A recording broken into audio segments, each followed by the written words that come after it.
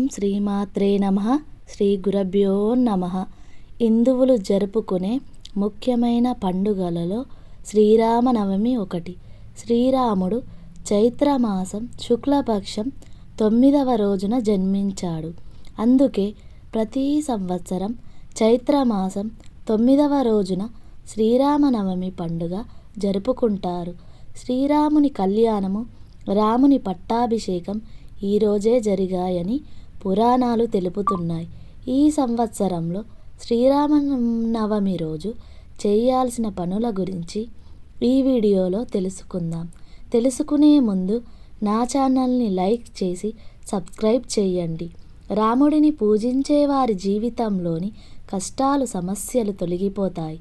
ఇంట్లో ఆనందం, శాంతి, శ్రేయస్సు కలుగుతాయి. సానుకూల శక్తి ప్రవాహం పెరుగుతుంది. ఈరోజు పూజ చేయడం ద్వారా లక్ష్మీదేవి ప్రసన్నురాలవుతుంది. దీనివల్ల ఇంట్లో సంపద పెరుగుతుంది.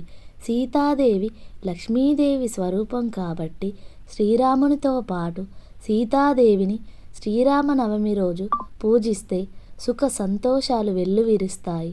పిల్లా పాపలతో మీ ఇల్లు కలకలలాడుతూ ఉంటుంది.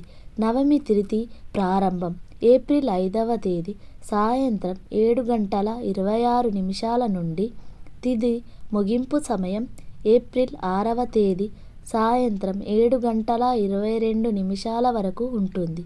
శుభముహూర్తం ఏప్రిల్ 6వ తేదీ ఉదయం 11:08 నుండి మధ్యాహ్నం 1:39 వరకు. ఈ సమయంలో ఇంట్లో పూజ చేసుకుంటే చాలా మంచిది.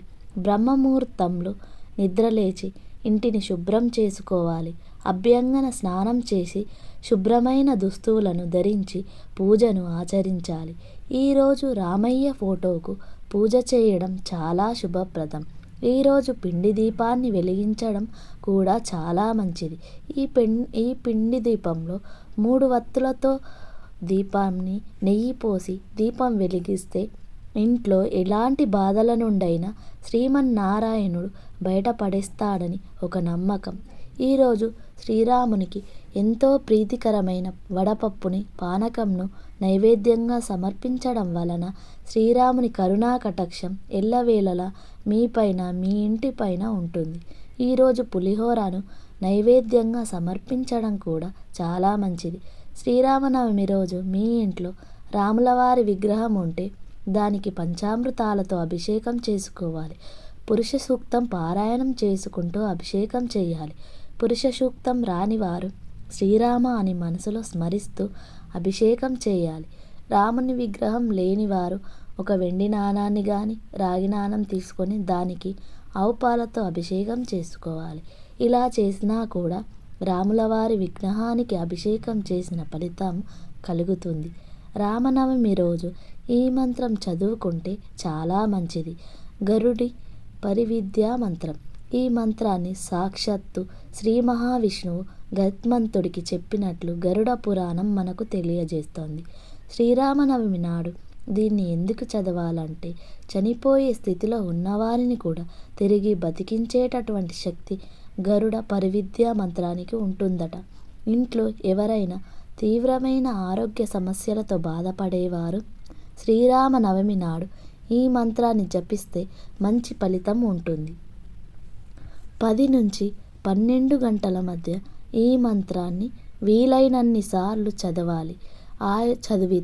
ఇలా చదివితే ఆయురారోగ్యాలు సిద్ధిస్తాయి. ఆ మంత్రం ఏంటంటే యక్షి ఓం ఊహూం స్వాహ అని ఎవరైతే ఈ మంత్రాన్ని 10 సార్లు జపిస్తారో వారికి ఆయురారోగ్యాలు సిద్ధిస్తాయి. ఈరోజు తప్పకుండా శ్రీరాముల వారి కళ్యాణం చూసి తప్పకుండా ఓడిబియ్యం పోయడం వల్ల ఇంట్లో ధనానికి లోటు ఉండదు.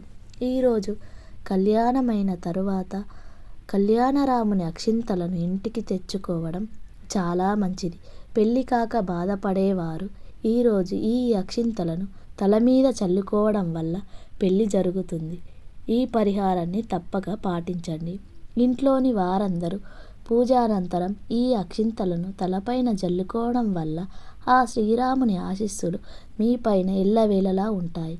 దాంపత్య జీవితంలో గొడవలు ఉన్నవారు ఈరోజు తప్పకుండా ఈ అక్షంతలను చేతిలోకి తీసుకొని మా దాంపత్య జీవితం బాగుండాలని మనసులో కోరుకొని తలపైన జల్లుకోవాలి. అంతా మంచే జరుగుతుంది. ఈరోజు బ్రాహ్మణుడికి తాంబూలం ఇవ్వడం వల్ల అష్ట ఐశ్వర్యాలు లభిస్తాయి. మీ శక్తి కొద్దీ అన్నదానం చేయడం చాలా మంచిది. ప్లీజ్ నా ఛానల్ని లైక్ చేసి సబ్స్క్రైబ్ చేయండి. మీ మిత్రులకు, మీ బంధువులకు ఈ వీడియోని షేర్ చేయండి.